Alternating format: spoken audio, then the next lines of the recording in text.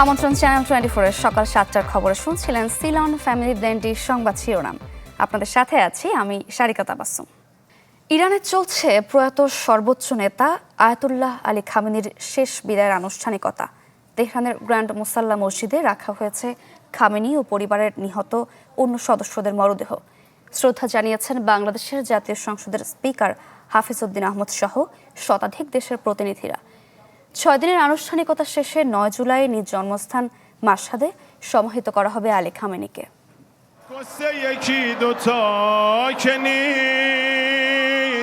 শোক ও প্রতিশোধের বার্তায় আয়াতুল্লাহ আলী খামেনির প্রতি শ্রদ্ধা জানাতে তেহরানে সমবেত লাখো ইরানি। শুক্রবার থেকে শুরু হয়েছে সর্বোচ্চ নেতার শেষ বিদায়ের আনুষ্ঠানিকতা। চলবে 9 জুলাই পর্যন্ত। ইরান ও ইরাকের বিভিন্ন শহরে হবে একাধিক কর্মসূচি।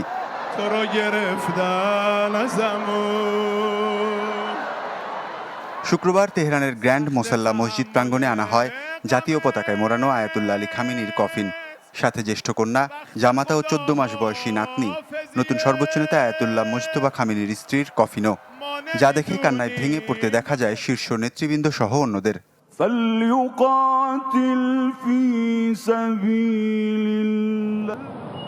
সারা বিশ্বের শতাধিক দেশের প্রতিনিধিরা এরই মধ্যে জড়ো হয়েছে ইরানে। তাদের অনেকেই গ্র্যান্ড মোসাল্লায় শ্রদ্ধা জানিয়েছেন আলী খামেনি ও তার পরিবারের সদস্যদের প্রতি। বাংলাদেশের পক্ষে শ্রদ্ধা জানান জাতীয় সংসদের স্পিকার হাফিজ উদ্দিন আহমদ। আরও শ্রদ্ধা জানান জামায়াত, এনসিপি, খেলাফত মজলিসের প্রতিনিধিরা। 4 ও 5 জুলাই এই গ্র্যান্ড মোসাল্লায় রাখা হবে খামেনি ও তার পরিবারের সদস্যদের মরদেহ। 6 ও 7 জুলাই খামেনির মরদেহ নিয়ে একটি গণশোক মিছিল প্রদক্ষিণ করবে তেহরানের বিভিন্ন এলাকা। পরে তা রাজধানী থেকে কোম শহরের উদ্দেশ্যে যাত্রা করবে।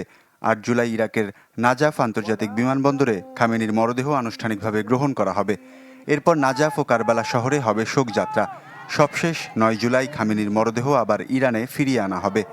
সেদিন খামেনির নিজ জন্মস্থান মাশহাদের ইমাম রেজার মাজারে তাকে দাফন করা হবে। ইরানের কর্মকর্তাদের ধারণা, দাফন প্রক্রিয়ার অংশ হিসেবে কয়েকদিনের এই আনুষ্ঠানিকতায় 1,50,00,000 থেকে 2 কোটি মানুষ অংশ নিতে পারেন। আয়োজনকে কেন্দ্র করে তেহরানে 2,500 অ্যাম্বুলেন্স, 21টি হেলিকপ্টার, 100টি ড্রোন এবং 1000 উদ্ধারকর্মী মোতায়েন রাখা হয়েছে। প্রস্তুত রাখা হয়েছে 20,000 শ্রেণীকক্ষ, কয়েক ডজন হাসপাতাল এবং 5 লাখ লিটার স্যালাইন। রাজধানীর বিমানবন্দরগুলো সাময়িকভাবে বন্ধ রাখা হবে। ব্যক্তিগত গাড়ি চলাচলে কড়াকড়ি আরোপ করা হয়েছে। খালি করা হয়েছে শহর জুড়ে 700টির বেশি পার্কিং এলাকা। শোকাহত মানুষের খাবারের জন্য 5 কোটি রুটি তৈরির পরিকল্পনাও নিয়েছে সরকার। এ কাজে তেহরানে মোতায়েন করা হয়েছে মোবাইল বেকারি।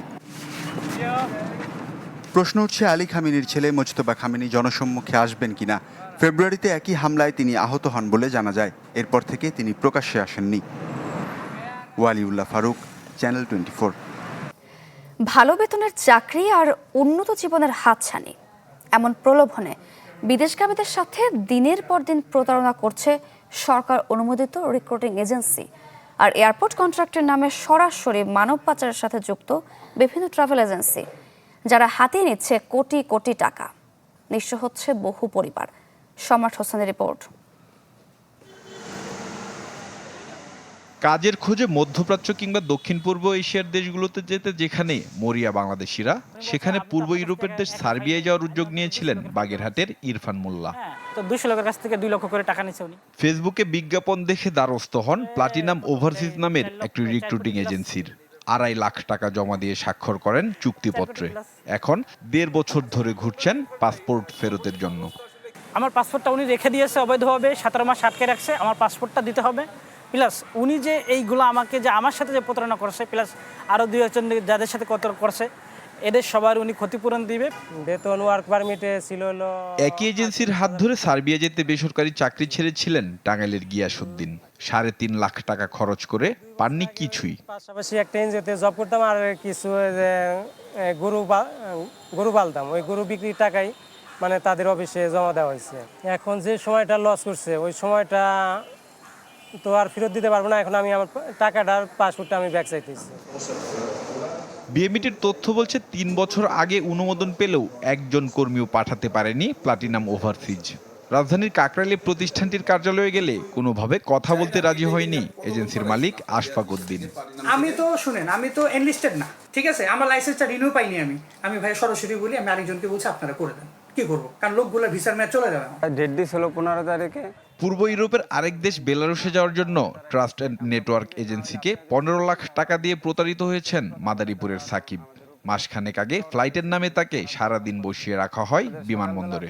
আমরা সকাল ভোরে যায় পৌঁছেছি এয়ারপোর্ট, তো তখন হয়তো সে আর কল ধরে নেই। আমরা অনেকক্ষণ ওয়েট করেছি, 10টা পর্যন্ত ওয়েট করে তারপরে আমরা সেই অফিসে গেছি। অফিসে যেও তাদেরকে আমরা পাইনি। লাইসেন্স ছাড়া কিভাবে বিদেশে কর্মী পাঠাচ্ছে প্রতিষ্ঠানটি, এমন প্রশ্নে কথা বলতে রাজি হননি এজেন্সির মালিক টুটুল। কিন্তু এক পর্যায়ে জানান এয়ারপোর্ট কন্ট্রাক্টের মাধ্যমে ইউরোপে কর্মী নিয়োগ করেন তারা। কাজ তো আমাদের হাতের কাজ, ঠিক আছে। আমরা যেমন উনি ভাই উনি দিছে, উনি দিছে আমারে, আমি তো কোনো না কোনো আর এলে কাজটা না সবাইকে যেন নেওয়ার ব্যবস্থা করা। রিক্রুটিং এজেন্সির বিরুদ্ধে প্রতারণার ভুরি ভুরি অভিযোগের মাঝে প্রবাসী কল্যাণ প্রতিমন্ত্রী বলছেন, অভিযোগ পেলে ব্যবস্থা নেওয়া হবে। যেটা বলেছেন প্লাটিনাম বা এর ধরনের আরও যদি কোনো প্ল্যাটফর্ম থাকে যারা স্ক্যাম করে কিংবা এইভাবে লোকজনকে আপনার ভুলভাল বুঝিয়ে অবৈধ পথে নিয়ে গিয়ে আপনার বিশেষ করে তাদেরকে একটা বিপদে ফেলছে, আমাদেরকে সুনির্দিষ্ট অভিযোগ দিলে আমরা ব্যবস্থা নিতে পারবো। গেল 2 বছরে জনশক্তি কর্মসংস্থান ও প্রশিক্ষণ ব্যুরোর ছাড়পত্র নিয়ে বেলারুশ গেছেন 1947 জন কর্মী। সম্রাট হোসেন, চ্যানেল 24, ঢাকা।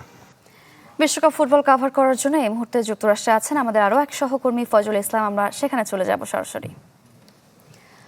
ফজল, আপনি মায়ামি স্টেডিয়ামের সেখানেই আছেন এখনো। আমাদের আরেক সহকর্মী রেজওয়ান যুক্ত হয়েছিলেন আমাদের সাথে, জানছিলাম সেখানকার পরিস্থিতি। এখনো দেখছি আকাশি সাদা জার্সিতে মুখর হয়ে আছে চারপাশ, সেই খবরাখবরই জানতে চাচ্ছি আপনার কাছ থেকে।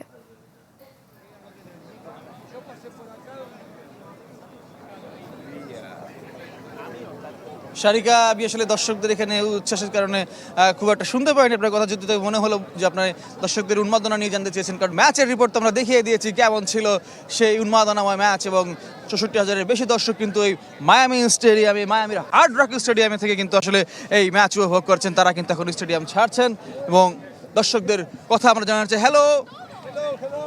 হ্যালো দর্শক সমর্থকরা আসছেন, আমরা তাদের সাথে একটু কথা বলতে চাই এবং অনেকেই আসছেন এবং তাদের আমরা প্রতিক্রিয়া জানাতে চাই আপনাদের, তারা কেমন উপভোগ করছেন এই সেই আর্জেন্টিনা এবং কেপ ভার্দের match. Hello Hey. Amazing, man. Where are you from? We're from Bangladesh. From Bangladesh. You're a Messi fan, right? Do you know Bangladesh? I've never been to, but I know you have a statue of Messi in Bangladesh. Yeah. Thank you very much. It was an amazing match.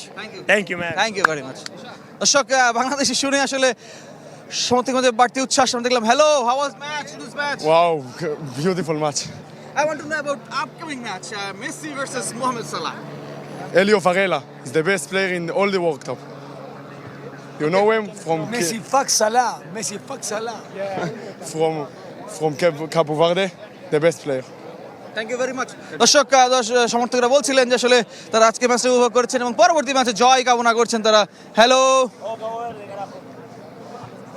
দর্শক, ওরা রয়েছে মায়ামিতে, সমর্থকরা বেরোচ্ছেন, আমরা তাদের অনুমতি জানাচ্ছি এবং 64,000-এর বেশি দর্শক একসঙ্গে ম্যাচ উপভোগ করেছেন। সেই ম্যাচ শেষে তারা হাসি মুখে, বিশেষ করে আর্জেন্টিনার সমর্থকরা হাসি মুখে ঘরে ফিরছেন। Hello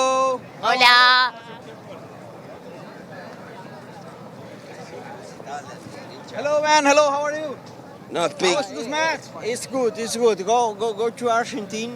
It's good. Thank you very much. দর্শক, সমর্থকরা বলছিলেন যে আসলে আর্জেন্টিনার জন্য শুধু এখন উল্লাসের উদযাপনের সময় এবং তারা সেটাই করছেন। ম্যাচে বেশ। দর্শক, আমরা আবারও আর্জেন্টিনার সমর্থকদের আনন্দ উচ্ছ্বাস দেখছিলাম। যুক্তরাষ্ট্র থেকে যুক্ত হয়েছিলেন আমাদের সহকর্মী। এই ছিল সকাল 7টার খবরে। এতক্ষণ সাথে থাকার জন্য ধন্যবাদ সবাইকে।